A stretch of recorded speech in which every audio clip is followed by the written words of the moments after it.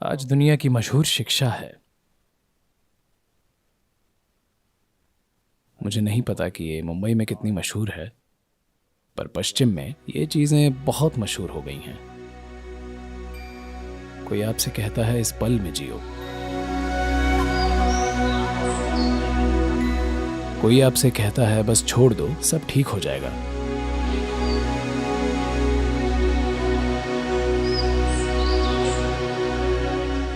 यानी कोई और आपके जीवन की देखभाल कर रहा होगा, तभी आप सब छोड़ सकते हैं। कोई आपसे कहता है एक बार में बस एक काम करें, ऐसे नहीं। देखिए, ये सभी पिछड़ी हुई शिक्षाएं हैं। यानी इनमें से एक दो को देखें, आप छोड़ ही क्या सकते हैं, मुझे बताएं। सब कहते हैं बस छोड़ दो, भगवान करेंगे। Well, life has not really gotten you yet. That's why you're talking this language. खैर, जीवन ने अभी तक आपको झकझोड़ा नहीं है, तभी आप ऐसी भाषा बोल रहे हैं। आप सपनों की दुनिया में जी रहे हैं। जब जीवन वाकई झटका दे, तब आपको पता चलेगा कि आप कुछ छोड़ नहीं सकते, आपको मैनेज करना होगा। आज आप अपना बिजनेस छोड़ दें, देखें क्या होता है, या कुछ नौटंकी करके देखें। आज गाड़ी चलाते समय बस छोड़ दें। लगता है कई लोग छोड़ चुके हैं। बस छोड़ कर देखिए, या तो आप मरेंगे या कोई और। अब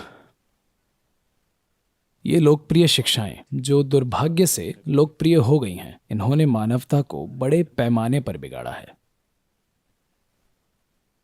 मुझे हाल ही में अमेरिका में एक समूह मिला। वे कट्टर इसी पल में जियो वाले लोग थे। मैं आपसे पूछ रहा हूं, क्या आप कहीं और हो सकते हैं? मुझे कहीं और रहकर दिखाइए प्लीज। क्या आप में से कोई इस पल के अलावा कहीं और हो सकता है? मैं पूछ रहा हूं।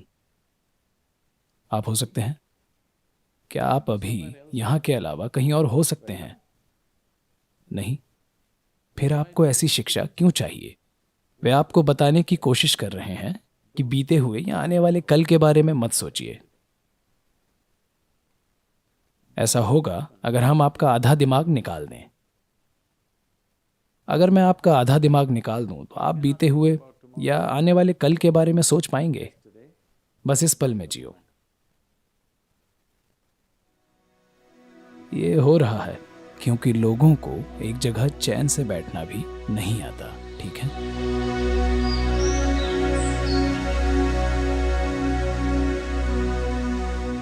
तो लोग ऐसे उपाय खोज रहे हैं। शंकरन पिल्लई ने अमेरिका में एक फार्मेसी खोली,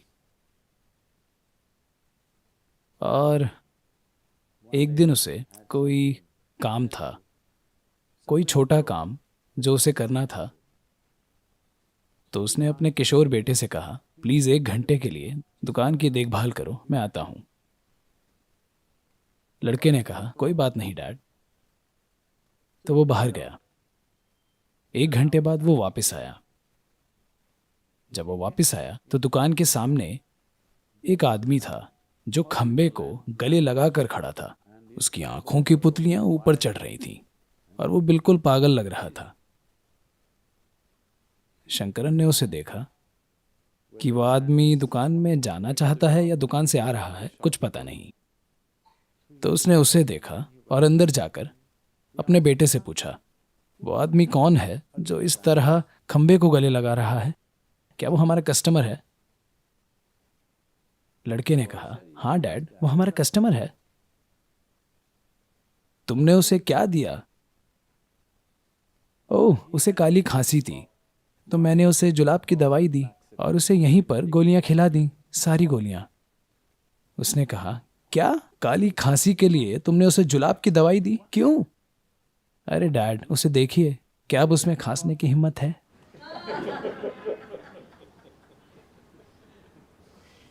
There are solutions and solutions. But is it really a solution? That's a question. तो कई तरह के समाधान हैं, पर क्या ये वाकई समाधान है? सवाल यही है। तो अब क्योंकि आप एक जगह पर शांति से नहीं बैठ सकते, तो कोई कहेगा इस पल में रहो, अतीत के या भविष्य के बारे में मत सोचो। मुझे बताएं, क्या आप खुद को इंसान कह सकते हैं अगर आप ना अतीत को याद रखते हैं और ना ही भविष्य की कल्पना करते हैं? क्या आप एक पूर्ण जीवन हो सकते हैं, मैं पूछ रहा हूँ। आप एवोल्यूशन के स्तर में पीछे जाना चाहते हैं क्योंकि आप अपनी बुद्धि को संभालना नहीं जानते।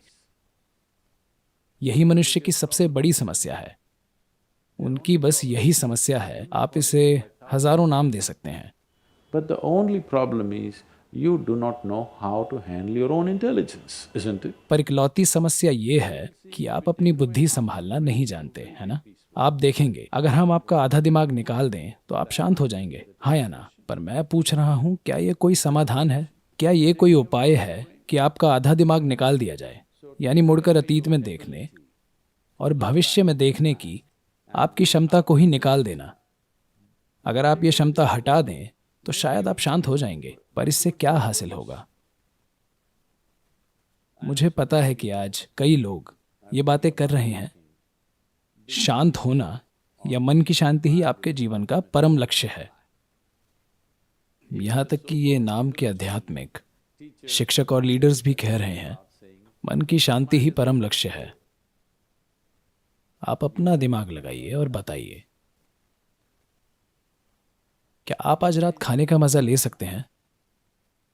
अगर आप शांत नहीं हैं, अगर खुश नहीं, तो कम से कम आपको शांत तो होना चाहिए खाने का मजा लेने के लिए, है ना?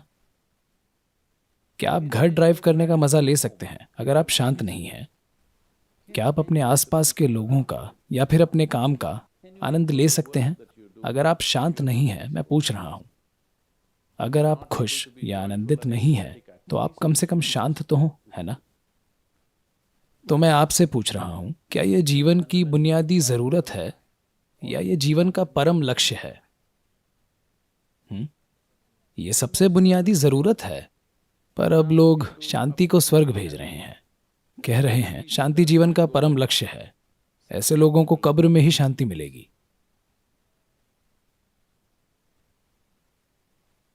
जो चीज आपको नहीं मिलती वो एक स्वर्ग की चीज बन जाती है।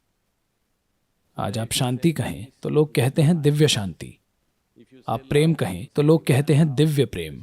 आप आनंद कहें तो लोग कहते हैं दिव्य आनंद। मनुष्य इस सब के काबिल है ना?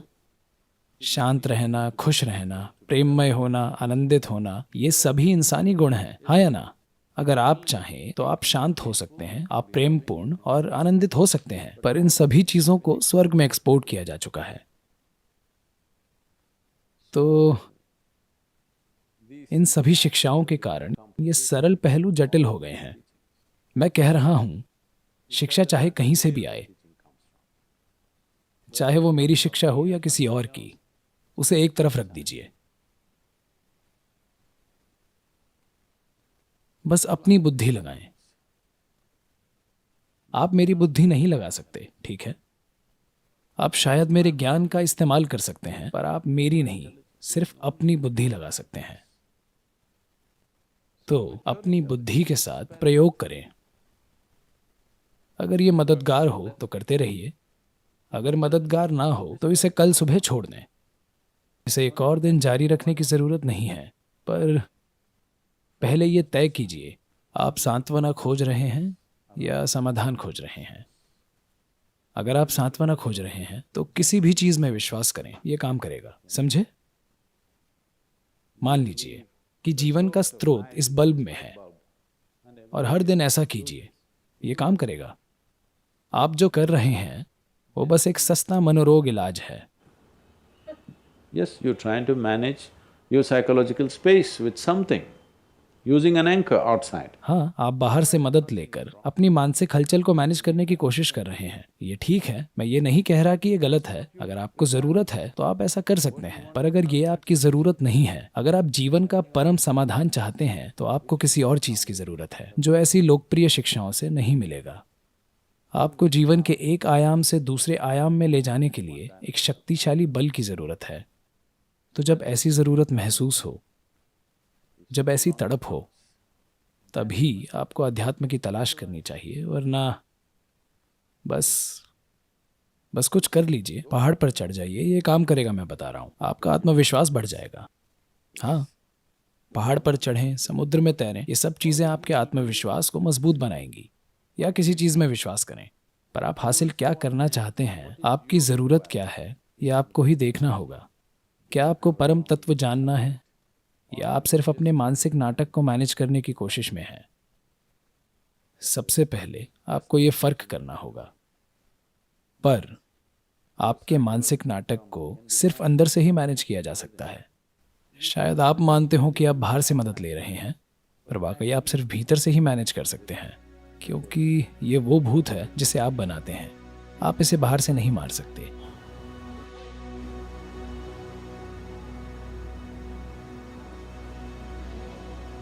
तो सभी शिक्षाएं छोड़ दें, आप ठीक हो जाएंगे।